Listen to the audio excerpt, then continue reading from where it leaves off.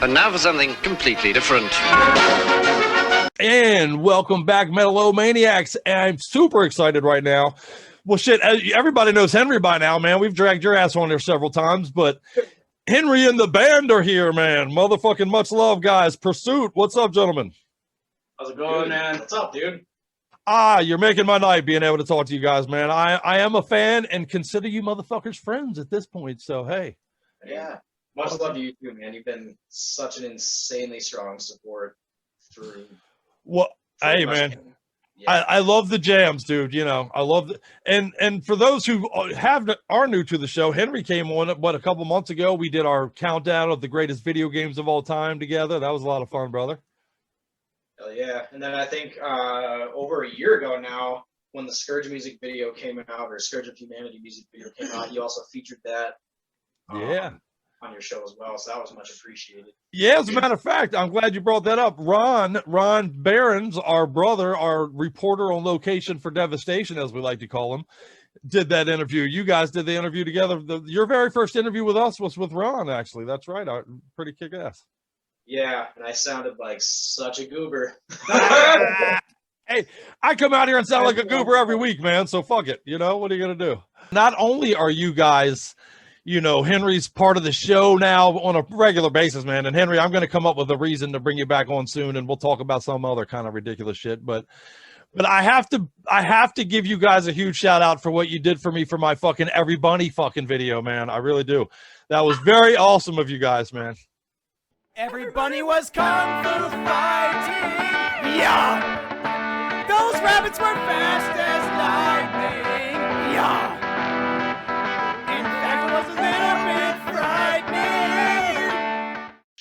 Oh yeah, absolutely, man. Let's kick into it. Henri, you introduce yourself, even though everybody should know you by now if they hang out with the show, and you guys introduce yourselves as well, please. Oh yeah.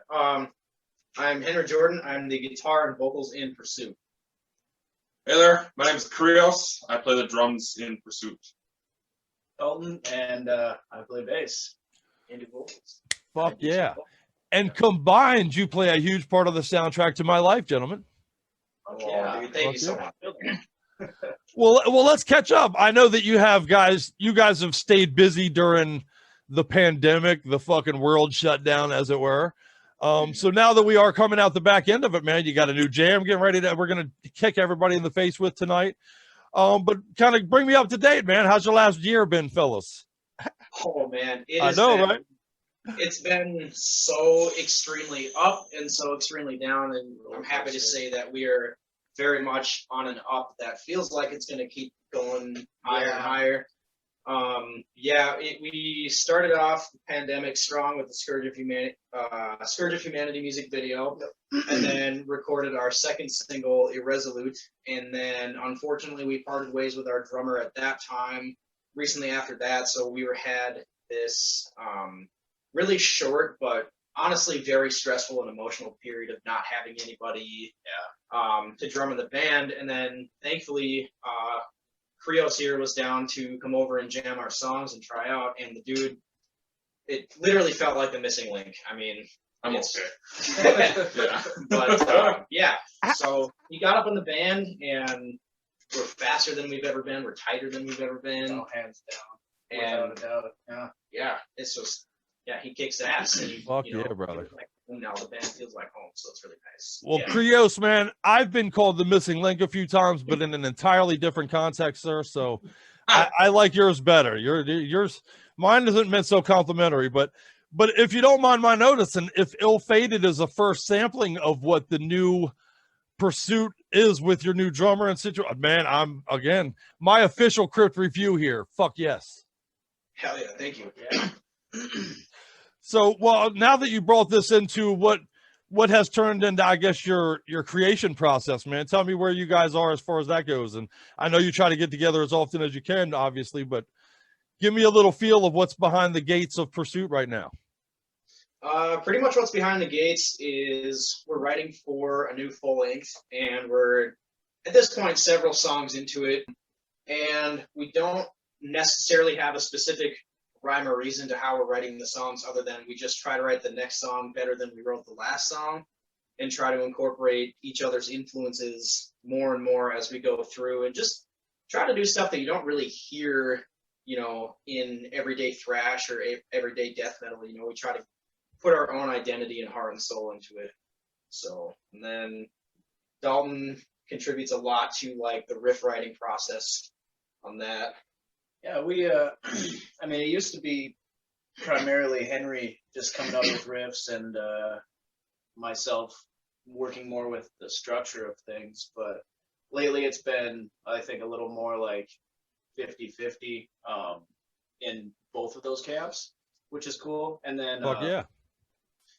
bringing my boy in here has done nothing but make that really easy, because just jamming stuff out sometimes is like, oh wow, this works better than anything that we would have sat down and written. So we get a little bit of that like improvisational almost taste into some of the writing, and I think it's just all the more dynamic because of it.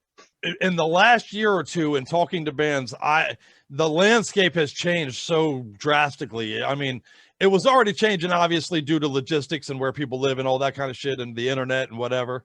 But COVID kind of put the acceleration button on it, where so much music now is being made in different people. You know, people don't even walk into the same room together to make a song together anymore, man.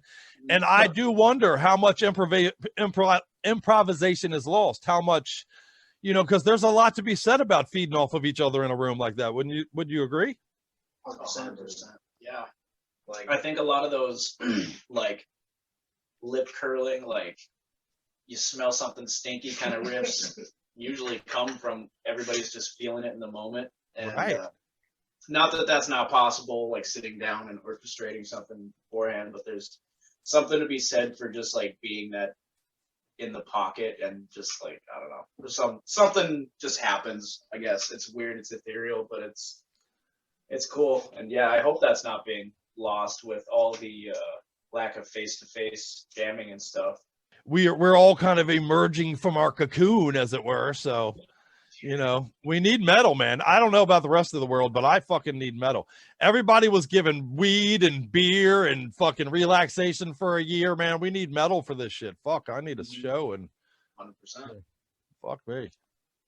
I love all the new metal that's been coming out recently. Like Napalm Death's newest album kicked fucking serious ass. New Cannibal Corpse record, Gojira. Like, I think this is one of the best and most productive years, like you were saying, just in general for metal. Like, it's a big year, and I feel like the next 1990s or the next 1985 for metal is happening in 2021 and 2022 because of the pandemic and all the political strife, regardless of what side you fall on. You know, there's been a lot of political strife, and I think just people in general are just looking for that outlet, and all these bands are just like, man, fuck this, we gotta put something out, we're pissed off, you know? 100%. Yeah, if you're not pissed off, you're not paying attention, right? I mean, No shit. but I have a friend who likes to say often around here that as long as there's anger, there will be great metal, and anger ain't going nowhere. So Exactly.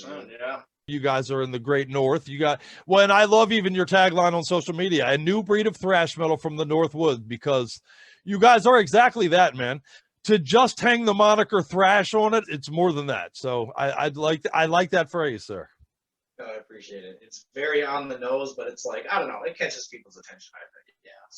And Krios here's been a little bit quiet, but I do want to say, like, this dude here seriously helps so much with the writing process. Yeah. Like, it is insane. You know, it's not just a drummer, but he's also a songwriter and actively engaged in the writing process. And if you want, you can give your piece on it, but I'm gonna butter you up a little bit.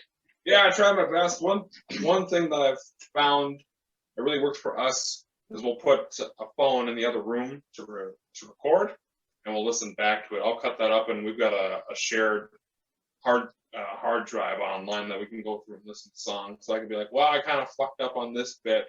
Maybe I can change that bit of that song around or move it over here, or even find a completely new drum part that works better with maybe his guitar riff or something that locks in a bit more with him. So that when in the moment, you know, Dalton is saying, well, I'm not quite sure if that fill works here, I can go back and listen and be like, yeah, no, he was right. That really doesn't fit right there. Right, Maybe right. moving it back or forward, or even trying something completely different and playing around with different things as well. But Really, really useful tool. yeah, when I'm at work, I'm listening to music just about every single day and rotating that with like podcasts and stuff. And that's how I auditioned. Was I just listened to the two songs over and over and over again until I got them down. Fuck yeah, showed up ready to hit the road with that shit.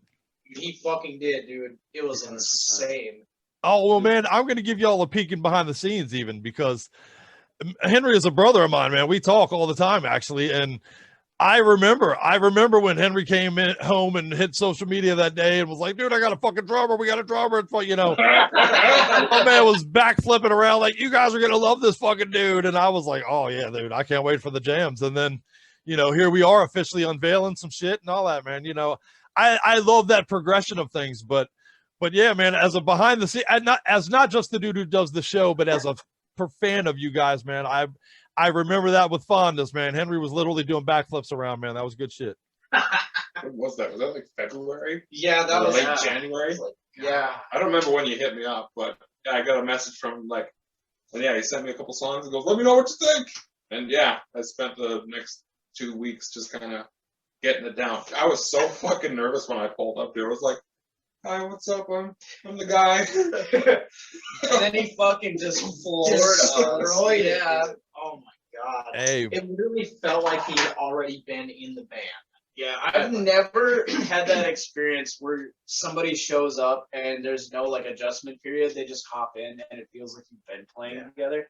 That was actually kind of surreal, to be honest with you. fuck yeah. But that's a good sign. I literally think, if I remember correctly, how we made the offer to Wyatt is after we ran through Scourge, Dalton and I smiled and kind of giggled and looked at each other and then went, "Hey, you want to join our band?" Fuck yeah, dude, that's awesome. Hey, summertime's here, brother. I mean, summertime is upon us now. So We have 2 shows coming up in September. We're going to be playing Northern Wisconsin Metal Fest.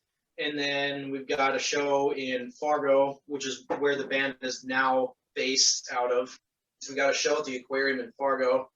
And that one's a pretty big bill. We've got Maul on there. Then we've got, I don't know if you've had Begravement on your show before, but they're an up-and-coming death metal band. They kick some serious ass, and I think they're about 17 to 19-year-old kids, and they fucking rip. fuck yeah. So we got All right. them.